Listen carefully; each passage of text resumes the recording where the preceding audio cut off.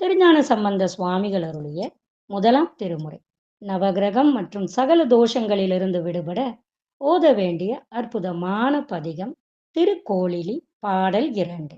ஆடரவ தழகு அமை அணிகேழல் கொம்பார்த்த தோடரவ தொரு காதன் துணை மலர் நல் சேவடிக்கே பாடரவ திசை பயின்று பணிந்தெழுவார் தம்மனத்தில் கோடரவம் தீக்குமமன் கோளிலியம் பெருமானே.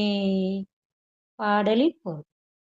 படமெடுத்து ஆடும் இயல்புடைய பாம்பை நானாக கொண்டு அதில் அழகிய ஆமை ஓட்டையும் பன்றி கொம்பையும் கோத்து அணிந்தவனும் தோடாத பாம்பையே கொண்டவனும் ஆகிய சிவபிரானது 2 மலர் போன்ற சிவந்த நல்ல திருவடிகளையே பாடலால் வரும் இசையினால் பாடி பழகி பணிந்து வணங்குபவர்களின் மனக்கோணலை தீர்த்தருள்பவன் திருக்கோளிலி எம்பெருமான் ஆவான்.